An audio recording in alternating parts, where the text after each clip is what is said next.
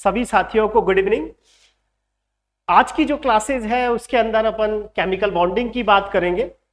जो हमारी last class थी इनऑर्गेनिक की, उसके अंदर हमने कोऑर्डिनेशन का टॉपिक पूरा किया और आज जो हम बात करेंगे वो केमिकल बॉन्डिंग की बात करेंगे।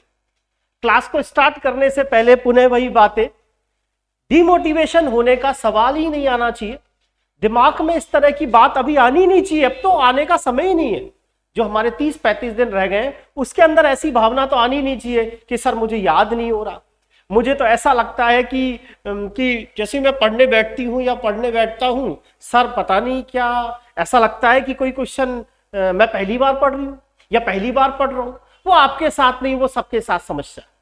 बार बार एक ही बात पुनः कहूंगा, बॉटनी अच्छी करें, जूलॉजी अच्छी करें, टीचिंग मेथड अच्छा करें, केमिस्ट्री अच्छा करें, इन चारों को बहुत बेहतरीन कर लें। फिजिक्स जितना आप कर सकते हैं उतना थोड़ा बहुत कर लें।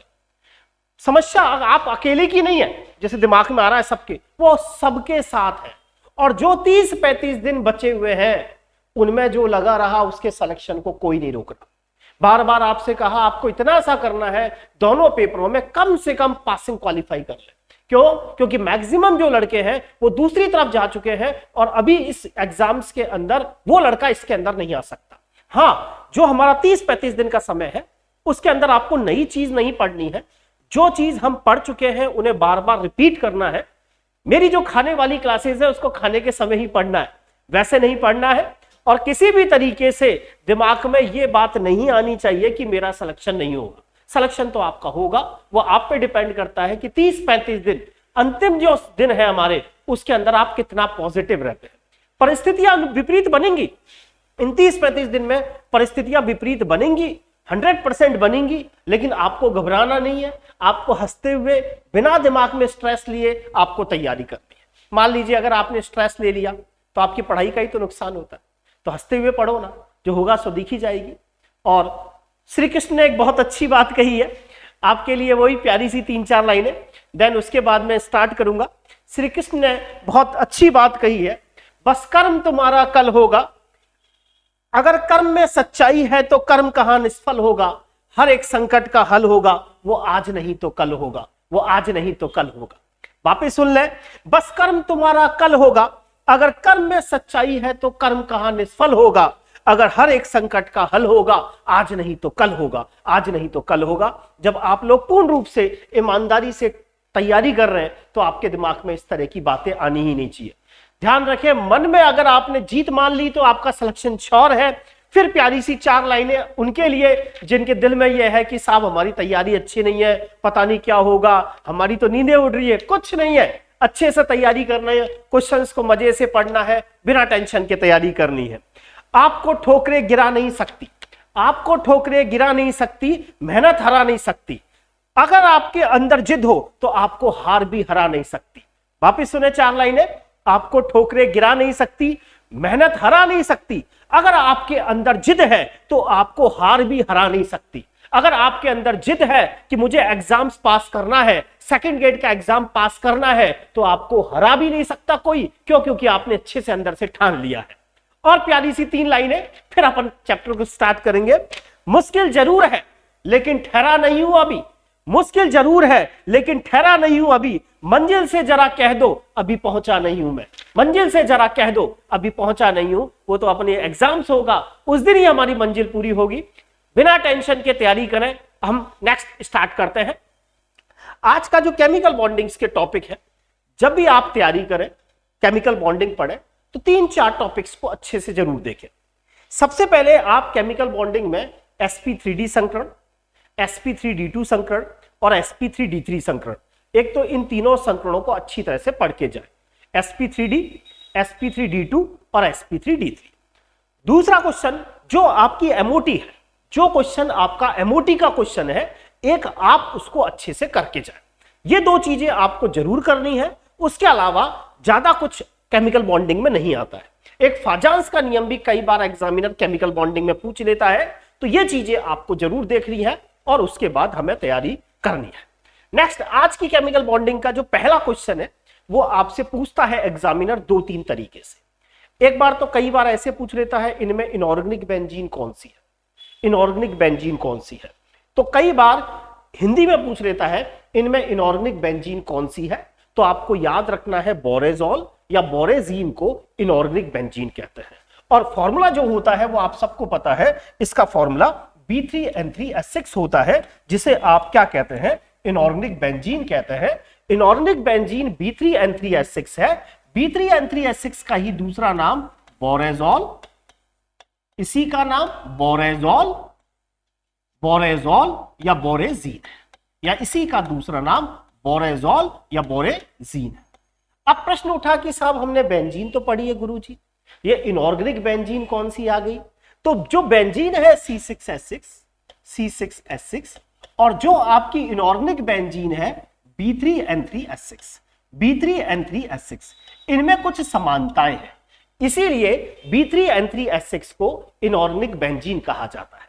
पहली समानता क्या है? दोनों के अंदर 6 और 6 12 एटम है, इसमें भी 12 एटम है, और इसके अंदर भी अगर आप गिनोगे 3 और 3 6, 6 और 6 12, दोनों में 12 एटम्स हैं। तो पहली, दोनों के अंदर परमाणुओं की संख्या समान है, तो पहली प्रॉपर्टी यह है, इसीलिए इसे इनऑर्गेनिक बेंजीन कहा जाता है। दूसरी प्रॉपर्टी क्या है? अगर आप इसके अंदर इलेक्ट्रॉन गिने तो 6 6 36, 36 और 6 42, इसी तरीके से इसमें भी इलेक्ट्रॉन गिनेंगे तो कितने होंगे? 42 इलेक्ट्रॉन होंगे। कहने का मतलब इसमें परमाणुओं की संख्या भी दोनों में समान है। दूसरी बात, दोनों में नंबर ऑफ इलेक्ट्रॉन्स भी कैसे होते हैं? समान होते हैं। यही कारण है बोरेजॉल, बोरेजीन को इनऑर्गेनिक बेंजीन कहा जाता है। B3N3S6 आपकी इनऑर्गेनिक बेंजीन कहलाती है। अब थोड़ा सा इसकी स्ट्रक्चर की बात करें तो देखो B3N3S6 3 बीबियां हैं, एक बी, आजकल तो एक ही बहुत है, इसकी 3 बीबियां हैं, BBB, बीच में जुड़ा N, बीच में जुड़ा N, बीच में जुड़ा N, कैसी भी हो स्ट्रक्चर समझ में आना चाहिए। यहां लगाया H, यहां लगाया H, यहां लगाया H, यहां लगाया H, यहां लगाया H, यहां लगाया H। यहां नाइट्रोजन ब्रोमीन को कोऑर्डिनेट बॉन्ड बनाता है, नाइट्रोजन ब्रोमीन के साथ कोऑर्डिनेट बॉन्ड बनाता है, नाइट्रोजन ब्रोमीन के साथ कोऑर्डिनेट बॉन्ड बनाता है। यहां अगर आप देखोगे तो इस बोरोन ने 3 बॉन्ड बनाए, 3 सिग्मा बॉन्ड है, 1 2 3। तो यहां भी हर बोरोन पर संकरण sp2, नाइट्रोजन पर भी sp2, इस बोरोन पर भी sp2, इस पर भी sp2, इस पर भी sp2 और इस पर भी sp2। और आप सबको पता है कि बेंजीन में भी प्रत्येक कार्बन पर संकरण कौन सा होता है? sp2 होता है। तो इनऑर्गेनिक बेंजीन पर 2 क्वेश्चन बनते हैं। पहला क्वेश्चन ये बनता है इनऑर्गेनिक बेंजीन इनमें से कौन सी है? हम कहेंगे B3N3S6।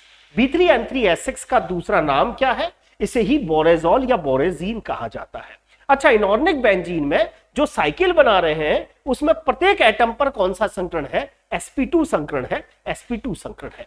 तीसरी बात कि जो आपकी इनऑर्गेनिक बेंजीन है या जो बोरेजॉल है या बोरेजीन है, ये किसका सम इलेक्ट्रॉनिक है? बेंजीन का सम इलेक्ट्रॉनिक है, क्योंकि दोनों में नंबर ऑफ इलेक्ट्रॉन्स कैसे हैं? समान है। अगला क्वेश्चन, एग्जामिनर का पसंदीदा आरपीएससी का question, diborane, diborane, banana bonding, कदली बंधन, डाइबोरेन। डाइबोरेन की थोड़ी सी स्ट्रक्चर देखें। ऐसे क्वेश्चन इसीलिए भी आ सकते हैं क्योंकि हमारी 11वीं की जो बुक है उसके अंदर डाइबोरेन की स्ट्रक्चर बता रखी है। डाइबोरेन की स्ट्रक्चर में क्या होता है? डाइबोरेन में आप सबको पता है जो बोरोन है इसका परमाणु क्रमांक 5 और जो विन्यास है वो 2s2 2p1, 2s2 2p1, 2s2 2p1।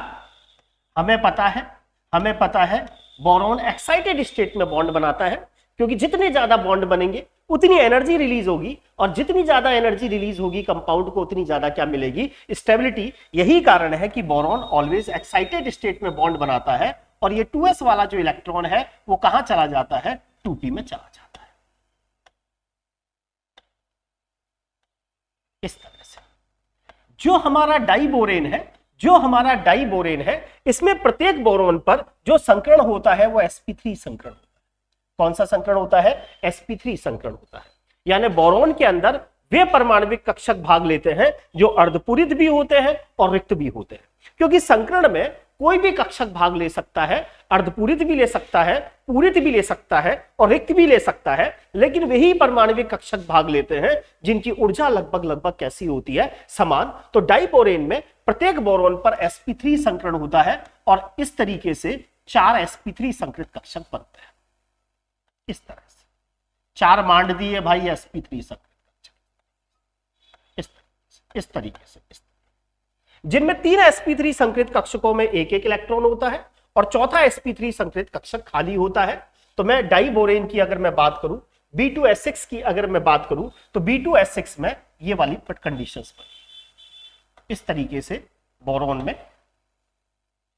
4 sp3 संकृत कक्षक है, जिनमें 3 में तो एक एक इलेक्ट्रॉन है और चौथा आपका कैसा पड़ा है, खाली पड़ा है। इसी तरीके से जो दूसरा बोरोन है उसमें ये वाली स्थिति है, उसमें भी sp3 संकरण इस तरीके से 4 sp3 संकृत कक्षक, जिनमें 3 में एक एक इलेक्ट्रॉन है, चौथा खाली पड़ा हुआ है। अब क्या होता है, B2 ये तो हो गए दोनों बोरोन। अब आपके पास 6 हाइड्रोजन है, इनमें से एक हाइड्रोजन यहां ओवरलैपिंग करता है, एक हाइड्रोजन यहां ओवरलैपिंग करता है, एक हाइड्रोजन यहां ओवरलैपिंग करता है, एक हाइड्रोजन यहां ओवरलैपिंग करता है, एक हाइड्रोजन का एटॉमिक ऑर्बिटल यहां ओवरलैपिंग, यहां ओवरलैपिंग। अब जो पांचवा हाइड्रोजन है, जो पांचवा हाइड्रोजन है ये वाला, इसका ये हाफ फिल्ड ऑर्बिटल्स इन दोनों के साथ ओवरलैपिंग करता है, और छठे वाले हाइड्रोजन जो है उसका जो इलेक्ट्रॉन्स है वो भी इन दोनों के साथ क्या करता है, ओवरलैपिंग करता है। ये वाली जो स्ट्रक्चर है, यहां 3 सेंटर है, 1 2 3 1 2 3, इसे 3 सेंटर 2 इलेक्ट्रॉन कहा जाता है। यानी डाइबोरेन में 2 स्ट्रक्चर ऐसी हैं जहां 3 सेंटर यानी 2 जगह 3 सेंटर और 2 इलेक्ट्रॉन है, और 4 जगह 2 सेंटर 2 इलेक्ट्रॉन, 4 जगह 2 सेंटर 2 इलेक्ट्रॉन।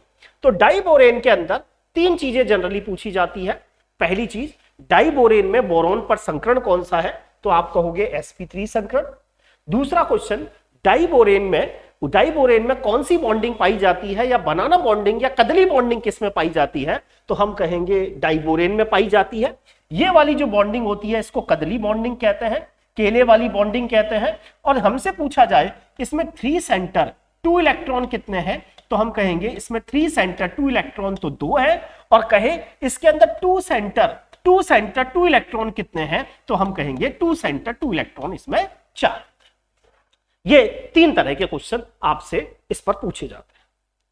अगला क्वेश्चन, डाइबोरेन में 3 सेंटर 2 इलेक्ट्रॉन जो बनाना बॉन्डिंग है उनकी कुल संख्या कितनी है, तो अभी मैंने कहा कि इसके अंदर बनाना बॉन्डिंग की 3 सेंटर 2 इलेक्ट्रॉन तो इसमें 2 बॉन्डिंग है, और 2 सेंटर 2 इलेक्ट्रॉन इसमें 4 बॉन्डिंग है। इन्हें हम टर्मिनल मतलब इन्हें सिरे वाली बॉन्डिंग कह देंगे और इन्हें सेतु वाली बॉन्डिंग कह देंगे।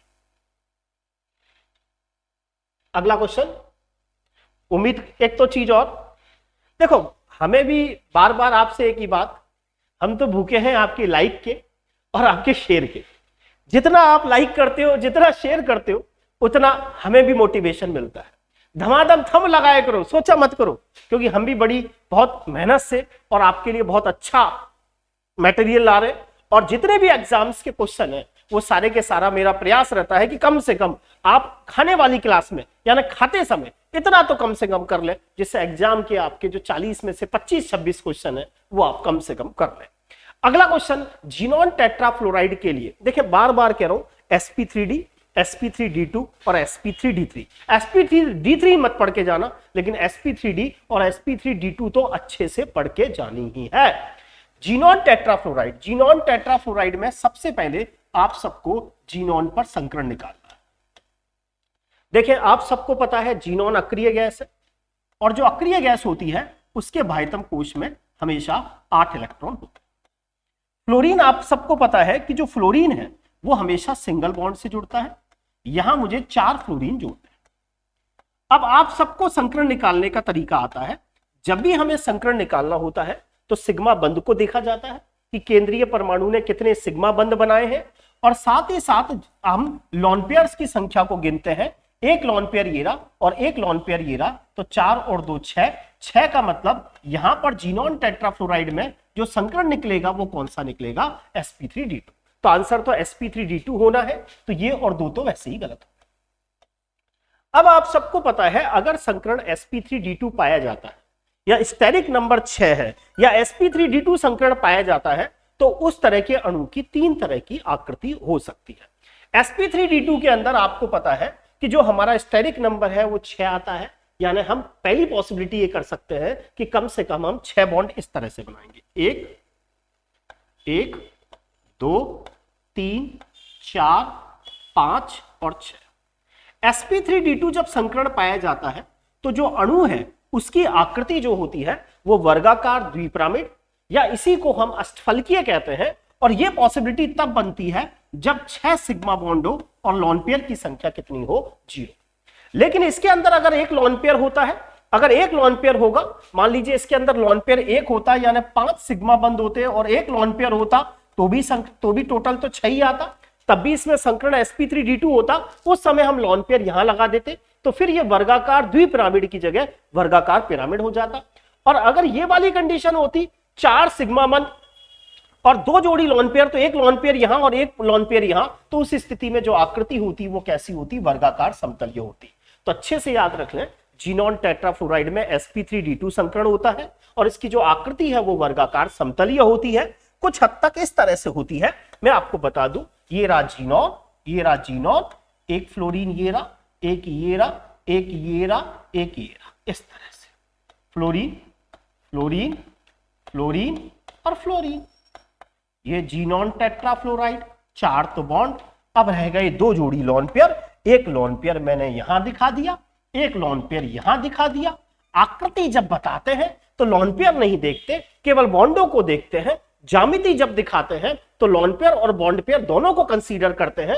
हमसे यहां क्वेश्चन में आकृति पूछी गई है तो आप ये कहोगे इसकी आकृति कैसी है, वर्गाकार समतलीय है। नेक्स्ट क्वेश्चन, जीनॉन डाइफ्लोराइड, मैंने कहा ना उसके क्वेश्चन फिक्स है।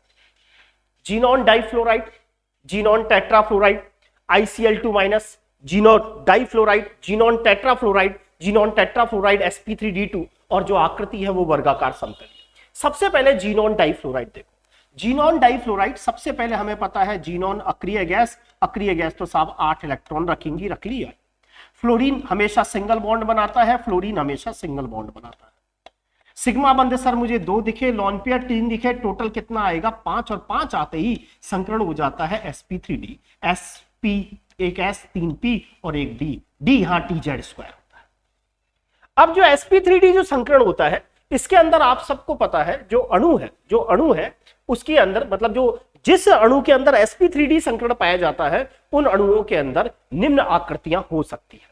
अब देखो यहां पहली मेरे ये समझ में आया कि अगर मेरे पास सिग्मा बंद और लोन पेयर दोनों का योग मिलाकर 5 आए तो संकरण sp3d है। अब देखिए 5 कैसे कैसे योग आ सकता है। एक तरीका तो ये हो सकता है कि किसी अणु में 5 सिग्मा बंद हो, 0 लोन पेयर, तो भी टोटल 5 आ सकता है।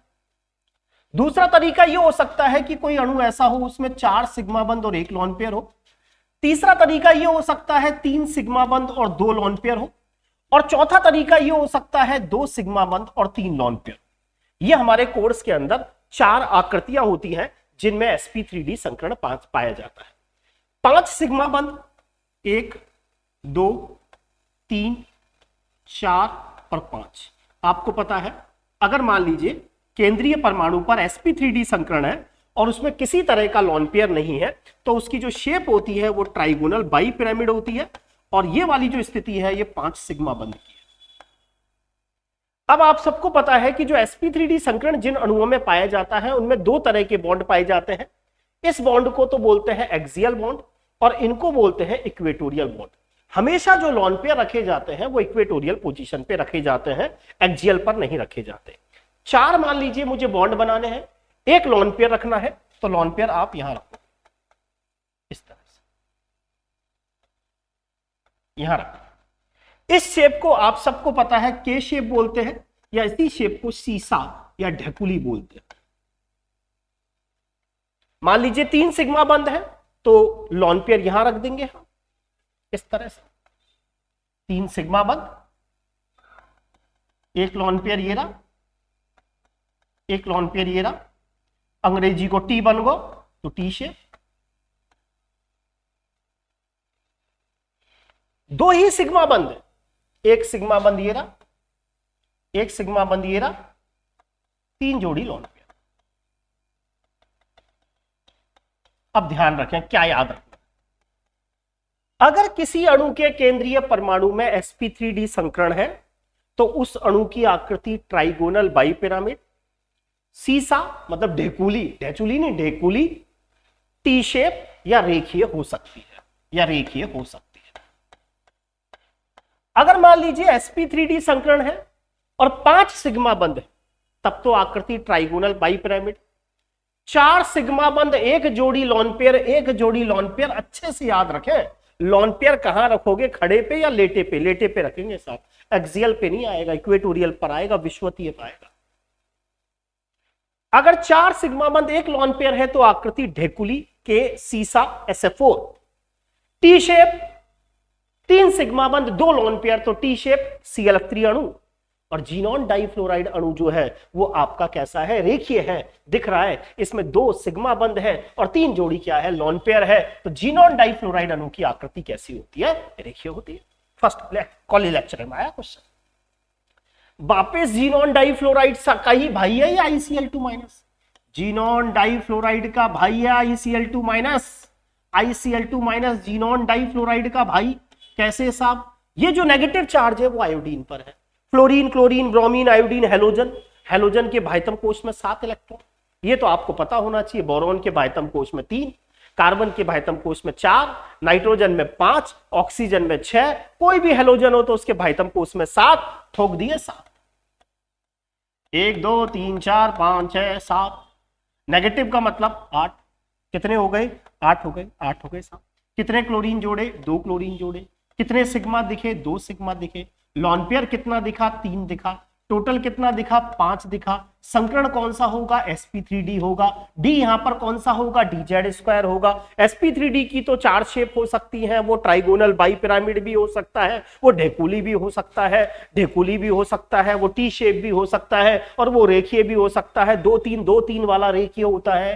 तो आंसर क्या जाएगा? sp3d संकरण आकृति कैसी? रेखीय। नेक्स्ट क्वेश्चन सीधा सा सबने पढ़ा होगा, वेस्पर थ्योरी। वेस्पर थ्योरी पर क्वेश्चन पूछा गया कि वेस्पर थ्योरी सबने पढ़ी होगी। ग्लेस्पी और नायहॉम नाम के वैज्ञानिक ने दी है वेस्पर थ्योरी। और वो थ्योरी ये कहती है कि जो अणु की आकृति होती है वो ना केवल सिग्मा बंद बल्कि केंद्रीय परमाणु पर लॉन पेयर की व्यवस्था पर निर्भर करती है। पिछली बार सेकंड ग्रेड 2018 में पूछा गया। सबसे ज्यादा आप सबको पता है रिपल्सन लॉन पेयर में होता है, उससे कम repulsion lone pair bond pair में होता है, और सबसे कम जो रिपल्सन होता है वो किस में होता है? बॉन्ड पेयर में होता है। अगला क्वेश्चन वही सेकंड ग्रेड 2018 में लास्ट ईयर पूछा गया। BF3 अणु की आकृति कैसी है? सिंपल सा क्वेश्चन, BF3 अणु की आकृति कैसी है? आप सबको पता है बोरॉन, बोरॉन के भाइतम कोश में 3 इलेक्ट्रॉन है, लो साहब 3 इलेक्ट्रॉन है। ये साहब 3 फ्लोरीन जोड़ दिए, पहला फ्लोरीन, दूसरा फ्लोरीन, तीसरा फ्लोरीन, ये स्ट्रक्चर बन गई BF3 की। कितने सिग्मा दिख रहे हैं? 3। लॉन पेयर कितना दिखा? 0।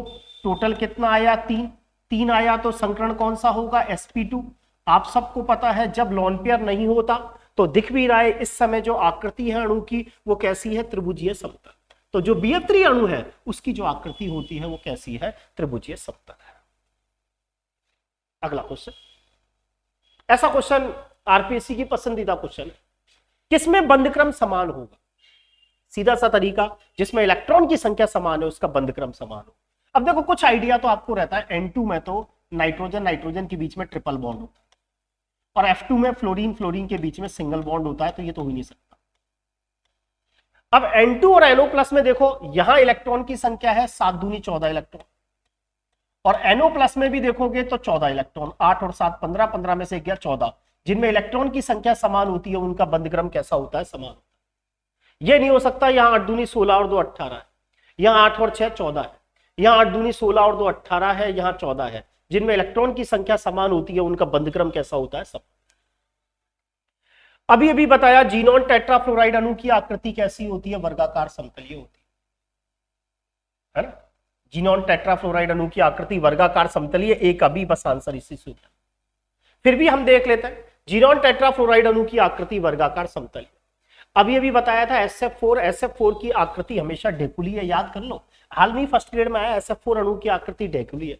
सर मैं नहीं मान रहा, मान ले भाई। क्यों? क्योंकि तुझे पता है सल्फर ऑक्सीजन परिवार में आता है।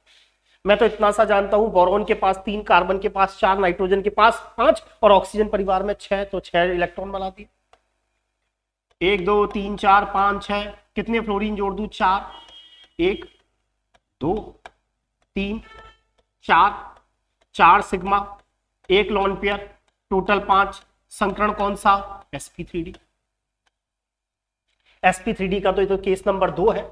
अगर 5 सिग्मा बॉन्ड होते तब तो शेप होती trigonal by pyramid. 4 sigma 1 lone pair, तो आकृति कैसी होगी? ढेकुली होगी, ढेकुली होगी, सीसा होगी, सीसा। बनाओ साहब, बना लेते हैं। ये रहा सल्फर, ट्राइगोनल बाई पिरामिड बना लो, पहले ऐसा बना लो।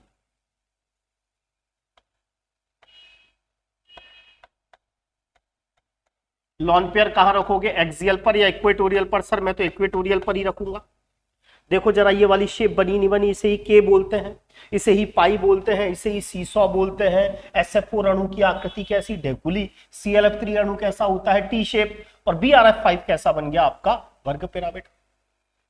सर ClF3 की बता दो, चलो देख लेते हैं। ClF3, chlorine chlorine chlorine chlorine के भाइतम कोश में कितने इलेक्ट्रॉन? 7, 1 2 3 4 5 6 7।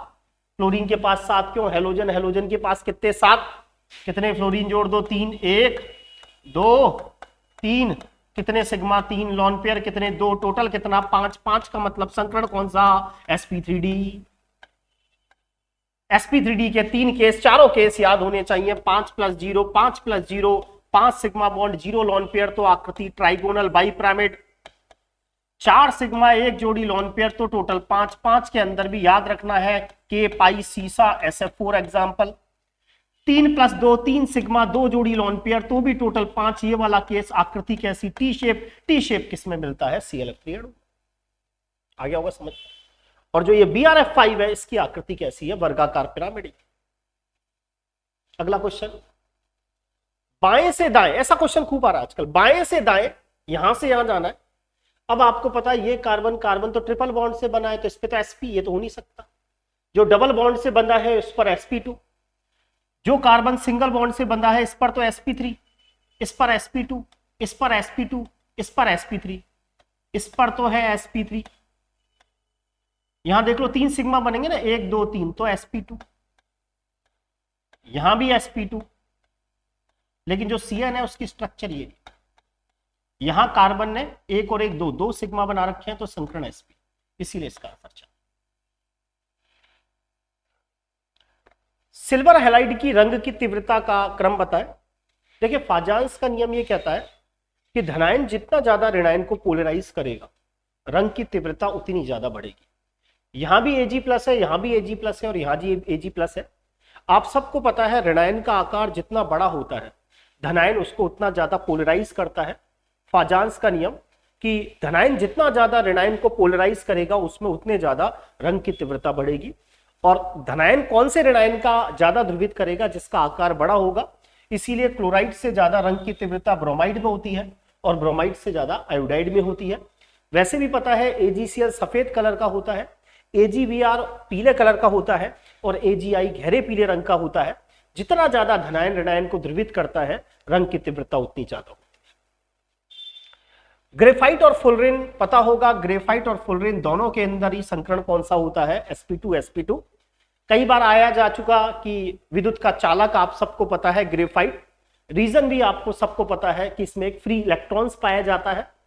फुलरिन पर 2 क्वेश्चन पूछे जाते हैं, या तो ये पूछा जाता है कि इसके अंदर कौन सा संकरण है, या कई बार ये पूछा जाता है कि इसमें कितनी षटकोणीय वलय और कितनी पंचकोणीय वलय होती है, 12 और 20। क्वेश्चन आया जीनॉन ऑक्सा टेट्राफ्लोराइड। सबसे पहले जीनॉन बना लिया, 8 इलेक्ट्रॉन बना लिए। ऑक्सीजन डबल बॉन्ड से जुड़ता है, फ्लोरीन हमेशा सिंगल बॉन्ड से जुड़ता है, फ्लोरीन हमेशा सिंगल बॉन्ड से जुड़ता है, फ्लोरीन सिंगल से, फ्लोरीन सिंगल से। 1 2 3 4 5, 5 सिग्मा है, 1 जोड़ी लॉन पेयर है, टोटल हो गया 6। और जब टोटल 6 होता है तो आप सबको पता है संकरण होता है sp3d2। अब sp3d2 के 3 केस है। पहला केस 6 + 0 का केस है, दूसरा केस 5 + 1 का केस है, तीसरा केस 4 + 2 का केस है। sp3d2 का पहला केस यह है कि मान लीजिए ये केंद्रीय परमाणु M है, और इसके साथ 6 सिग्मा बॉन्ड बने हुए इस तरह से। तो आप सबको पता है उस समय जो आकृति होती है वो वर्गाकार द्विपिरामिड होती है, 6 सिग्मा बॉन्ड। जब 5 सिग्मा बॉन्ड और 1 लोन पेयर हो तो लोन पेयर यहां आ जाता है। तो बॉन्डों को देखें, आकृति वर्गाकार पिरामिडीय रह जाती है, तो आंसर वर्गाकार पिरामिडीय। लेकिन एक और जोड़ी लोन पेयर होता है तो लोन पेयर यहां और यहां, तो इनको हटा दो, बॉन्डों को देखोगे तो वर्गाकार समतलीय है, जो जीनॉन टेट्राफ्लोराइड में देखने को मिलता है। कौन सा आयन ऐसा है जो लीनियर है? बहुत अच्छा क्वेश्चन है, फर्स्ट ग्रेड में आया था ये, कि इनमें से कौन सा आयन ऐसा है जो लीनियर है, और इसका आंसर है N3- एजाइड आयन। देखिए ये बना कैसा, ये ऐसे बनता है जो आपकी N2 है, सब जानते हो नाइट्रोजन अष्टक नियम का पालना करती है। इसके अंदर अगर N- जोड़ दिया जाए तो जो स्ट्रक्चर बनेगी वो N3- बनेगी। कैसे जुड़ेगी वो देखो, ये आपका N2 है, N- का मतलब नाइट्रोजन के पास 5 और 1 6 इलेक्ट्रॉन है। इस नाइट्रोजन का अष्टक पूरा है, इसका पूरा है, इसका तो पूरा नहीं है, इसका पूरा है। आजकल एनसीईआरटी की बुकें क्या करती हैं, उपसंयोजक बंध नहीं बनाती। क्या करती हैं कि जिसके पास जिसका अष्टक पूरा है वो क्या करता है, अपना 1 इलेक्ट्रॉन इसको दे देता है। इस तरह से जैसे ही अपना 1 इलेक्ट्रॉन देगा तो ये वाली स्ट्रक्चर इस तरह से बन जाती है।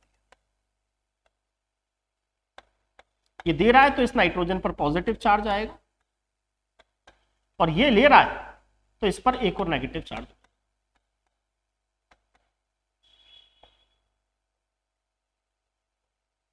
इस तरह से -2,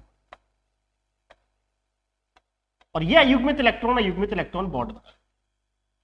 अब मुझे इस केंद्रीय परमाणु पर संकरण निकालना। नाइट्रोजन पर कोई लोन पेयर नहीं है। संकरण निकालने के लिए हमेशा सिग्मा बंध और लोन पेयर गिनते हैं। 1 और 1 2 सिग्मा बंध, 2 सिग्मा बंध, तो इस पर संकरण कौन सा होगा, sp। और sp संकरण की आकृति आप सब जानते हैं, रेखीय होती है। कार्बोनेट आयन में अगर हम बात करें, कार्बन, इसके साथ 3 ऑक्सीजन जुड़े हुए हैं। जिस ऑक्सीजन पर नेगेटिव चार्ज होता है वो सिंगल बॉन्ड से जुड़ता है, और जो उदासीन होता है वो डबल बॉन्ड से जुड़ता है। ये स्ट्रक्चर कार्बोनेट आयन की है, और कार्बोनेट आयन में कार्बन पर आपको पता है sp2 संकरण है। नाइट्रेट आयन में भी नाइट्रोजन पर sp2 संकरण है। अभी अभी मैंने कहा SF4 अणु, देखिए फिक्स है उसके क्वेश्चन, SF4 ढेकुली के सीसा। आप सबको पता है SF4 की अभी भी शेप बताई थी, ये SF4 है आपका।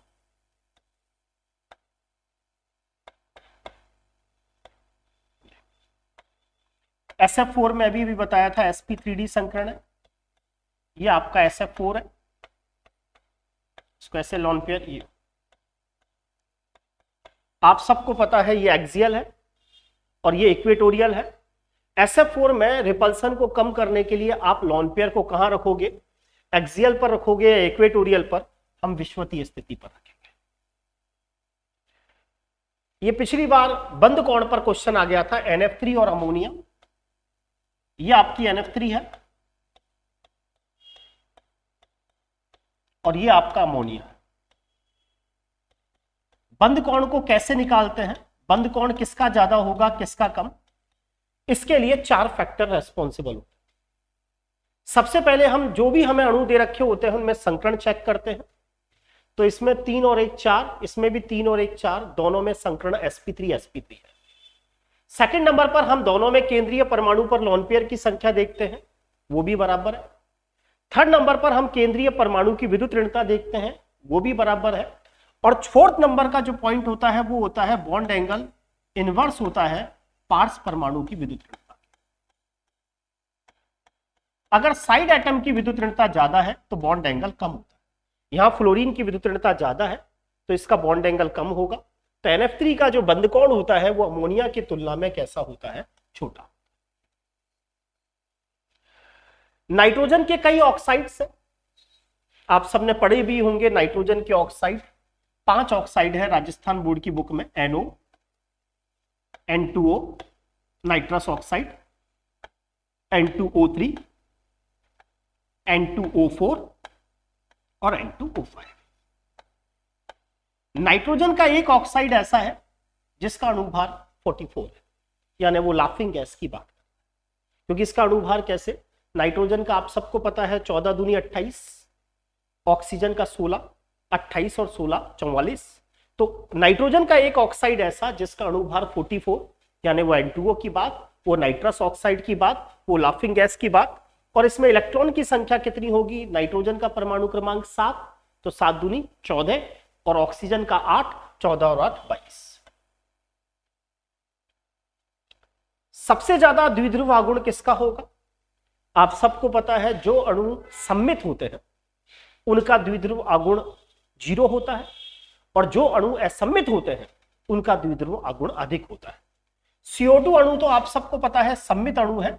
सम्मित अणु की पहचान ये होती है कि केंद्रीय परमाणु पर कोई लोन पेयर नहीं होता और साइड एटम समान होते हैं, तो CO2 अणु का डाइपोल मोमेंट 0 निकलेगा।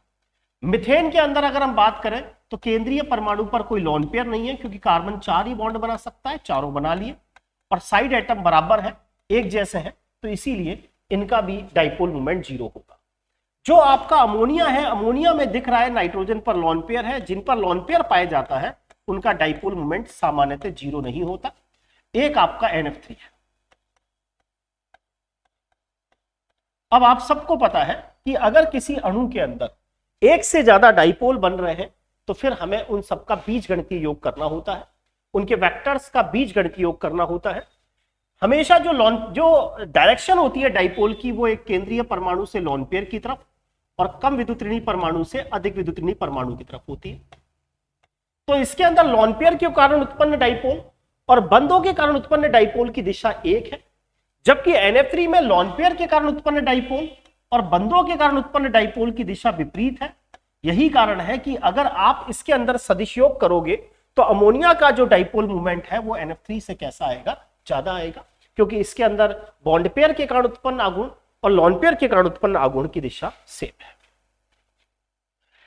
इनमें से वो कौन सा अणु है जो सही है? अब देखो, नाइट्रेट आयन तो आपको सबको पता है sp2 संकरण रखता है, तो इसकी आकृति रेखीय तो हो ही नहीं सकती। हाँ, CO2 अणु की आकृति तो रेखीय होती है, लेकिन इसका जो बंधक्रम होता है वो आपको दिख रहा है 2 होता है, तो ये तो हो ही नहीं सकता। एजाइड आयन अभी भी बताया था रेखीय होता है। और ओजोन अणु की अगर हम बात करें तो ओजोन अणु देखो कैसे बनता है। जैसे आपका ये O2 है, इसके साथ आप ऑक्सीजन जोड़ दीजिए, ये ओजोन बनता है। ठीक है, O2 की आकृति तो सबको पता होती है कि O2 में ऑक्सीजन ऑक्सीजन के बीच में डबल बॉन्ड होता है और ऑक्सीजन अष्टक नियम की पालना करता है। द्वितीय आवर्त के तत्व अष्टक नियम की पालना करते हैं, 2 4 6 और 2 8। इसके पास ये ऑक्सीजन आया और ऑक्सीजन के बाह्यतम कोश में 6 इलेक्ट्रॉन, 2 4 6। आजकल मैं आपको बता चुका कि हमारे राजस्थान बोर्ड की बुकें क्या करती हैं। पहले तो क्या करती थी, उपसहसंयोजक बंध बना देती थी। आजकल ऐसा नहीं करती, ये ग्राही है और ये दाता है। तो क्या करती है, ये अपना एक इलेक्ट्रॉन इसको देता है, इस तरह से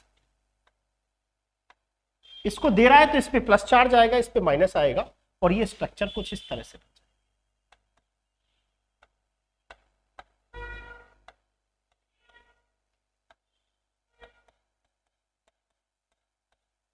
और ये दोनों युग्मित इलेक्ट्रॉन बॉन्ड। ये जो हमारा ओजोन अणु है, इसके अंदर अगर हम संकरण चेक करें तो देखो इसके अंदर कितने सिग्मा हैं? 2 सिग्मा है और एक जोड़ी लोन पेयर है, टोटल 3 है। 3 आएगा तो संकरण sp2 होगा। अब आप सबको पता होता है sp2 संकरण जिस अणु में होता है उसकी 2 आकृति होती है, या तो त्रिभुजीय समतल तो तब होती है जब उस पर कोई लोन पेयर नहीं होता, लेकिन लोन पेयर होता है तो दिख रहा है इसकी शेप कोणीय या वी शेप है। तो जो ओजोन अणु है इसकी आकृति वी शेप होती है।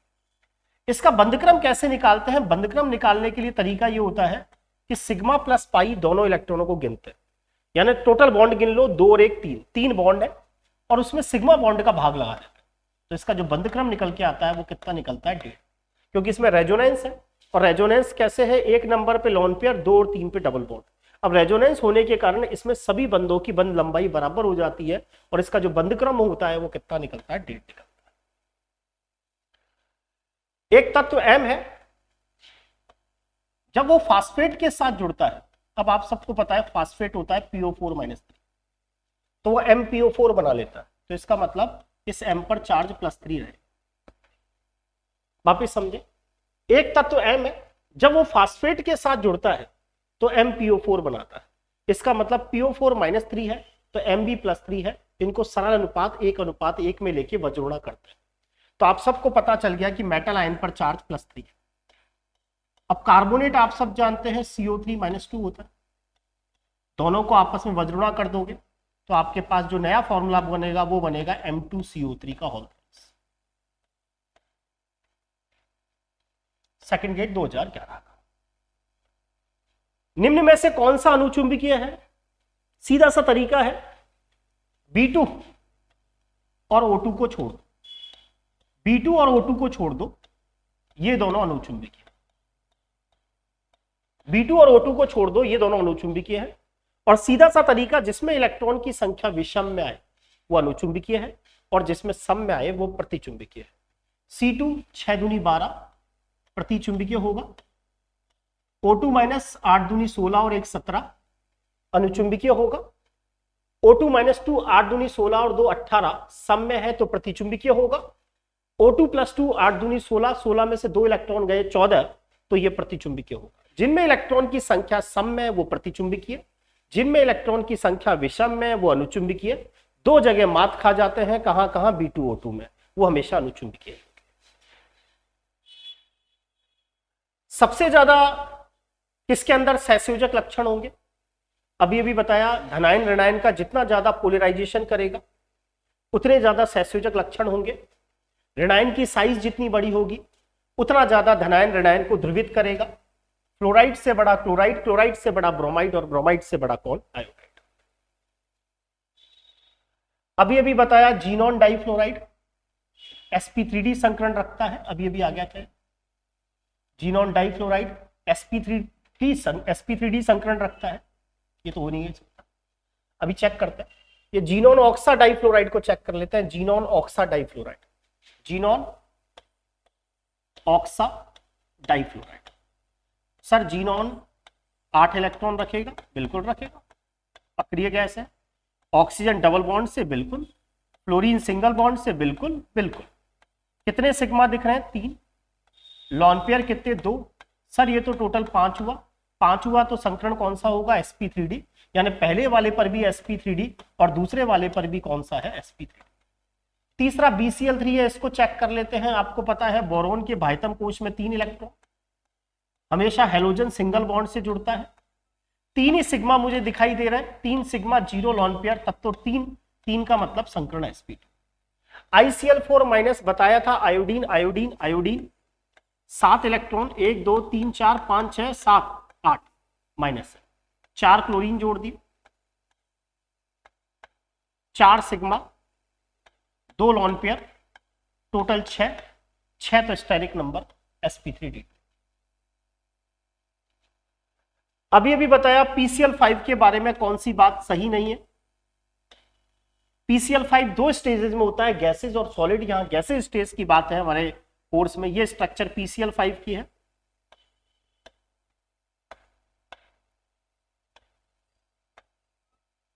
सबको पता है PCl5 की स्ट्रक्चर, स्टैंडर्ड एग्जांपल है, याद रहना ही चाहिए। वैसे भी पता है नाइट्रोजन, नागालैंड पाकिस्तान, कार्बन के बाद नाइट्रोजन, कार्बन के बाद नाइट्रोजन, नाइट्रोजन कार्बन में 4 तो नाइट्रोजन में 5, और नाइट्रोजन के नीचे फास्फोरस, 5 इलेक्ट्रॉन है फास्फोरस के पास, और पांचों ने क्लोरीन के साथ बॉन्ड बना लिया। 5+0 का केस sp3d संकरण होगा।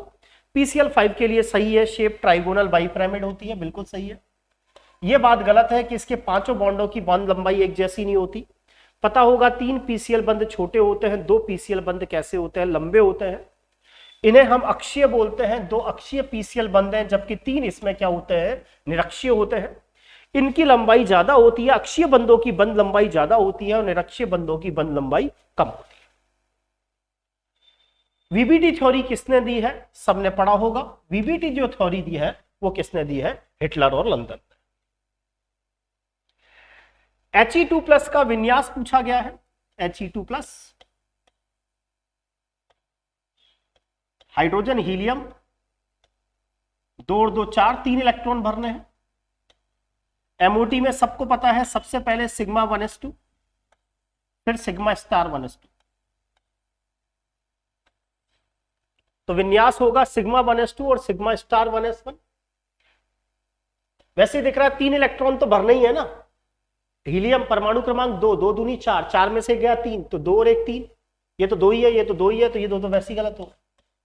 पहले सिग्मा 1s2 और फिर सिग्मा स्टार 1s।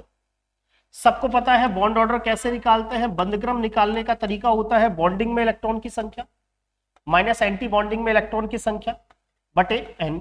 सबने पढ़ा होगा NB माइनस Na/2। बॉन्डिंग में इलेक्ट्रॉन 2, एंटी बॉन्डिंग में 1 बटे 2, तो बंधक्रम कितना निकलेगा? आधा।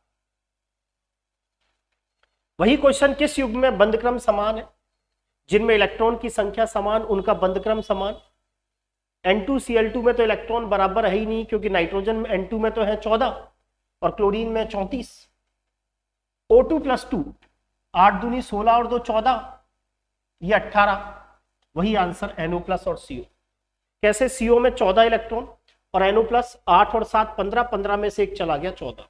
O2 और N2 जैसी स्ट्रक्चर तो पता ही होनी चाहिए। O2 में डबल बॉन्ड होता है, N2 में ट्रिपल बॉन्ड होता है, F2 में सिंगल बॉन्ड होता है। ये स्ट्रक्चर तो कम से कम आपको आनी ही चाहिए। देखिए VBT और MOT थ्योरी में बहुत बड़ा अंतर है। VBT थ्योरी तो ये कहती है कि पहले सिग्मा बॉन्ड बनेगा, बाद में पाई बॉन्ड बनेगा। लेकिन जो MOT थ्योरी है वो कुछ अलग चलती है। वो ये कहती है, NCERT का एग्जाम्पल है C2 जो अणु होता है, इसके अंदर जो ये दोनों बॉन्ड पाए जाते हैं, दोनों ही बॉन्ड कैसे होते हैं? पाई बॉन्ड होते हैं। राजस्थान बोर्ड 11वीं की बुक का डायरेक्ट एग्जाम्पल है। MOT के अनुसार वो कौन सा डाई एटॉमिक मॉलिक्यूल है जिसमें दोनों बॉन्ड जो दिखाई देते हैं वो दोनों की दोनों पाई बॉन्ड है? तो आंसर आपको याद रखना है C2 अणु। अभी अभी आपको बताया कुछ example. Xenon tetrafluoride. Xenon tetrafluoride की आकृति वर्गाकार समतलीय। जीनॉन टेट्राफ्लोराइड की आकृति वर्गाकार समतलीय, तो एक का तो सेकंड। अभी अभी बताया था जीनॉन ऑक्सा टेट्राफ्लोराइड। जीनॉन ऑक्सा टेट्राफ्लोराइड की जो आकृति है, चलो चेक कर लेते हैं, आपको ऐसा लगता है। जीनॉन टेट्राफ्लोराइड वर्गाकार समतलीय, ये तो पता है। जीनॉन हेक्साफ्लोराइड देख लीजिए। Xenon 2 4 6 2 8, 1 2 3 4 5 6, 6 sigma, 1 lone pair, total 7। 7 पर संकरण कौन सा? sp3d3। sp3d3 के 2 केस होते हैं, 7 + 0 और 6 + 1। अगर 7 सिग्मा बंद है तब तो इसकी आकृति होती है क्या? पंचभुजीय द्विपिरामिड। और 6 सिग्मा बंद और 1 लॉन पेयर है तो इसकी आकृति हो जाती है विकृत अष्टफल की। तो जीनॉन हेक्साफ्लोराइड की आकृति कैसी होगी? विकृत अष्टफल की, यानी बी का थर्ड।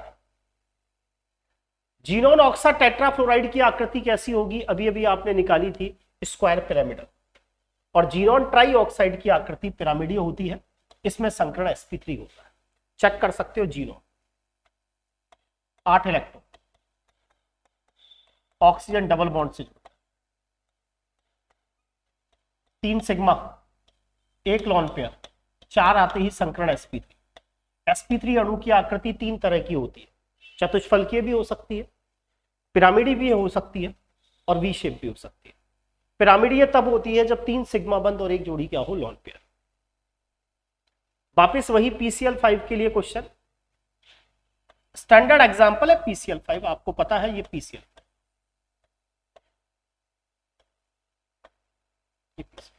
पहला, 2 अक्षीय PCl बंद होते हैं, बिल्कुल सही है। 180 डिग्री के कोण पर होते हैं, बिल्कुल सही है। अक्षीय PCl बंद, ये अक्षीय। ये निरक्षीय PCl बंद से लंबे होते हैं, बिल्कुल सही है। 3 निरक्षीय PCl बंद, चौथा वाला ये, इनके बीच में 120 डिग्री का एंगल होता है, ये भी सही है। ये गलत है। PCl5 रिएक्टिव मॉलिक्यूल है, क्योंकि इसके अंदर ये बड़े बॉन्ड तुरंत टूट जाते हैं, थोड़ी सी एनर्जी बनती है।